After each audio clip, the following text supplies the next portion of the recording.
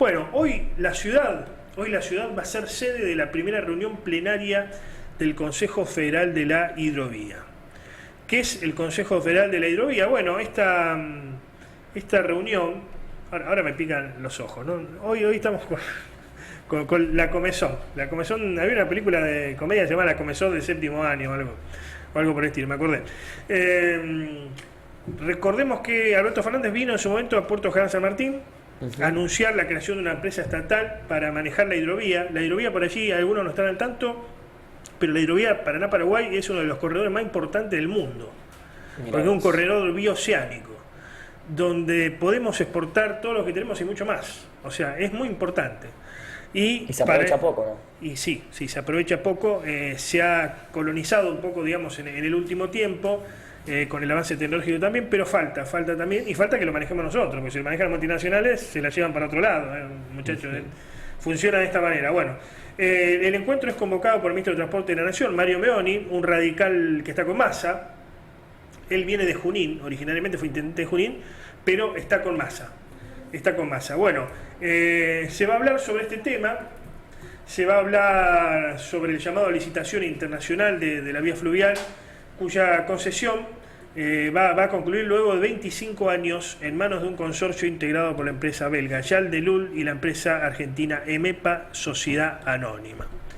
Bueno, para que nos hable un poco más al respecto, porque hoy va a estar habiendo justamente una movida por este tema, vamos a hablar con Carlos Defrade, periodista y diputado provincial del Frente Social y Popular. ¿Cómo estás, Carlos? Buenos días. Hola, Antonio, un gustazo. ¿Cómo andan ustedes? Bien, gracias por atendernos como siempre. Por favor. Bueno, a ver, ¿de qué hablamos cuando hablamos de la hidrovía? En primer lugar, hay que descolonizarse la cabeza de las palabras que nos impusieron los empresarios. No es la hidrovía, es el río Paraná. Son cosas totalmente diferentes. Cuando se habla de esto, en realidad se habla del fenomenal negocio que tienen estas dos empresas que vos decías, la Jal de Lul y la EMEPA vinculada a un empresario radical de apellido Romero, que además nos cerró los talleres Río Oro en Pérez, y la empresa Jal de Lul, que desde 1995 hasta prácticamente 2003 llegó a recibir 40 millones de dólares por año de parte del gobierno nacional en concepto de subsidio, porque generalmente cuando la gente escucha hablar de que se quejan de los subsidios, se queja de los subsidios para los sectores más pobres, pero nunca se habla de los subsidios que reciben siempre los más ricos, los más poderosos y las multinacionales. En este caso, Jal de Lul recibía 40 millones de dólares durante casi 10 años, se quedó con todas las dragas que eran del Estado, de la Dirección Nacional de Construcciones Portuarias y Vías Navegables, se quedó con todos los estudios hidrológicos del río Paraná y generalmente recibía, además de todo esto, todo lo que tenía que ver con el servicio de lo que es el balizamiento justamente que se hacía allí en el río Paraná. Es decir, se hizo millonaria la empresa gracias a que recibía el dinero del Estado. Cobraba del Estado y después pagaba, para que quede claro.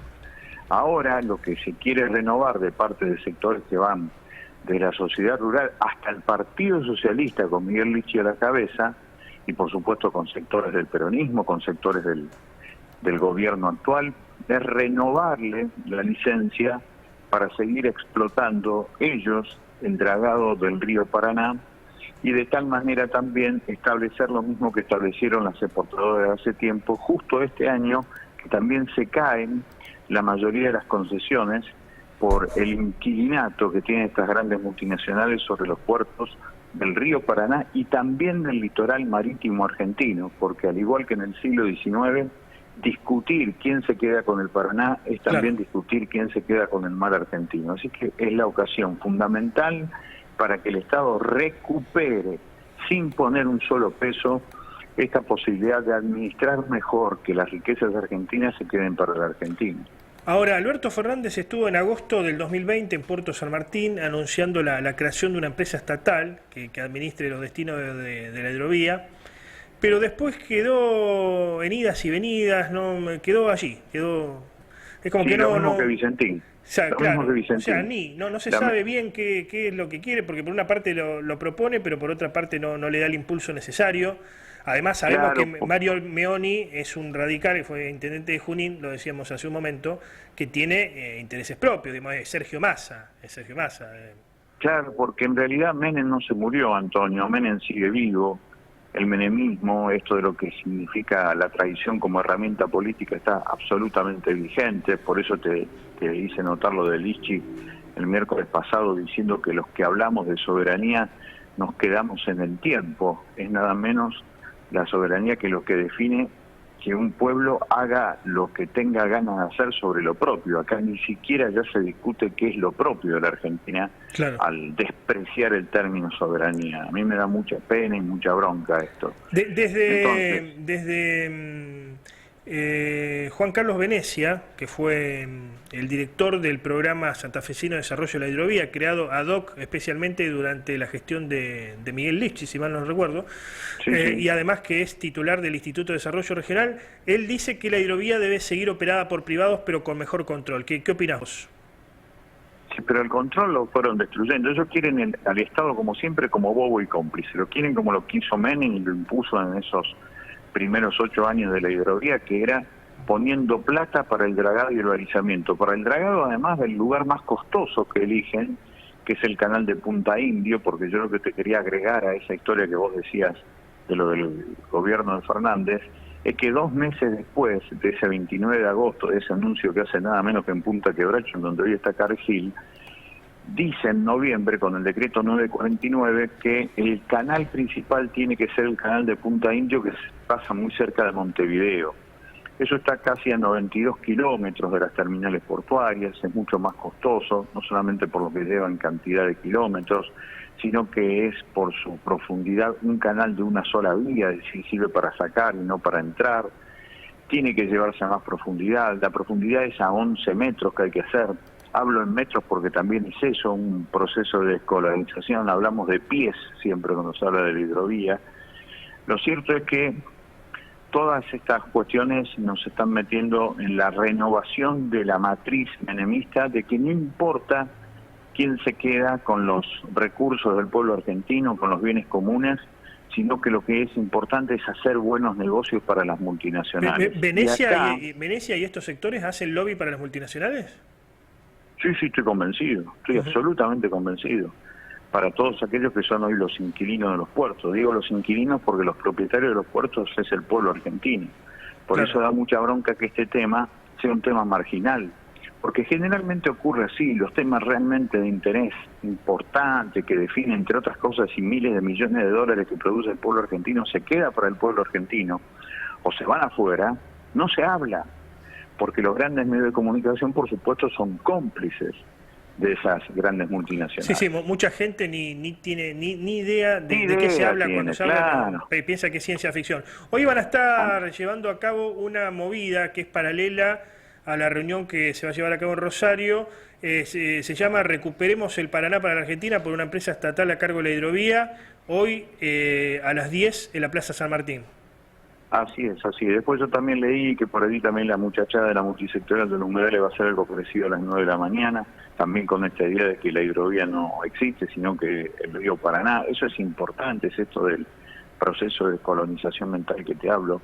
Sería muy importante conjugar a todos los sectores que estamos con esta idea, porque hablando de la cuestión del ambiente, nunca se hizo un estudio de impacto ambiental sobre esta cuestión de lo que significa la profundización del dragado del Paraná. Así que estas cuestiones son muy importantes y además, claro, la gente está desesperada por empatarle a la necesidad del día a día, así que muy difícilmente esté interesado en algo que además de forma intencional no le hablan, como es esta cuestión del Paraná.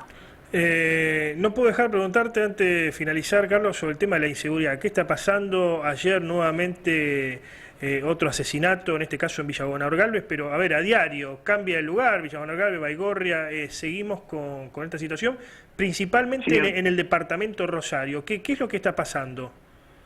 En realidad no cambia el lugar, eso es lo que más me extraña, pero ahí está la profundización del tema. Corrijo, en realidad, se dan asesinatos en diferentes lugares. Claro. Lo que ya se sabe es que, exceptuando el centro de la ciudad de Rosario, todos los barrios, fundamentalmente zona sur, zona norte, y eso va hasta Granadero Baigorria, Hoy es un territorio en que se están disputando las bandas que quedaron de los dos grupos que siempre se quieren quedar con la concentración máxima del dinero que circula por armas y drogas, que son los Monos y Alvarado desde adentro de Piñero. Eso es lo que está pasando. Los jugadores siguen siendo los mismos, no ha cambiado nada. Siguen siendo los mismos. Pero ¿qué es lo que sigue además? La imposibilidad de tener 300 personas a cargo de la Fuerza de Seguridad que respondan a la conducción democrática de los sectores de seguridad, tanto a nivel nacional y provincial. No tenemos ni siquiera 300, porque al repetirse los lugares, cuando vos ves el informe anual sobre los homicidios en el Gran Rosario, en el Gran Santa Fe, te encontrás que son barrios muy, pero muy focalizados. Lo más increíble es que sobre esos barrios focalizados no tengas fuerza propia, como alguna vez se hablaba en la terminología, ¿te acordás? Militar, apenas empezada la democracia con los levantamientos y demás, no hay fuerza propia leal, digamos, que responda a la conducción política. Por eso me parece que el gran problema... ¿Y a quién responde la policía hoy, Carlos? Hay un sector que responde a SAE y otro sector que responde a las mafias, y a otros sectores políticos, me imagino. O sea, los Monos y Alvarado. Vos tenés... Digamos.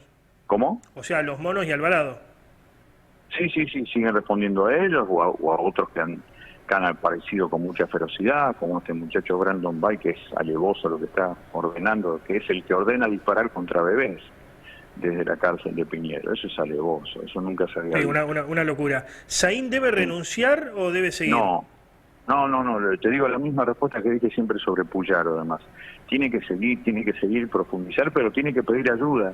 Solo no se puede, como no pudo Puyaro, tampoco va a poder Saín, por más brillante que sea. Lo que pasa es que lo que queda claro que si vos no podés conducir ni a 300 personas para que hagan patrullaje en las zonas más complicadas, eso es porque falta fuerza política. Y la única manera que haya fuerza política es que todas las fuerzas políticas se metan en la idea de la conducción de la policía. Muchas gracias por el contacto. Ha fracasado hace 37 años y seguirá siendo así. Muchas gracias por el contacto, como siempre, Carlos. A vos, Antonio, un abrazo. Adiós.